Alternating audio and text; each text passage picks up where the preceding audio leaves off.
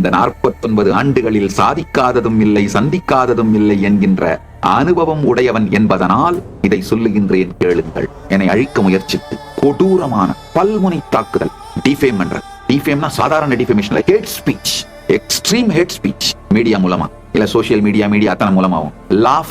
லாஃபேர்னா சட்டத்தை உபயோகப்படுத்தி ஒருவனை அழிப்பது. அது மாதிரியாவே வழக்குகளை புனைந்து சிக்க வச்சு அந்த ப்ராசஸே பனிஷ்மெண்ட்டுங்க. அந்த மாதிரி மாத்துறது, நேரடியான கொலைவெறி தாக்குதல்கள், இது மாதிரி அத்தனை விதமான லேயர் பர்சிக்யூஷனையும் பேஸ் பண்ணியிருக்கேன். இதையெல்லாம் செய்தவர்கள் பணம் இல்லாதவர்கள் கிடையாது. என்னை விட பல கோடி மடங்கு பணமுடையவர்கள், அதிகார பலம், அரசியல் பலம், சமூக பலம், ஊடக பலம் என்னை விட பல கோடி மடங்கு உடையவர்கள்.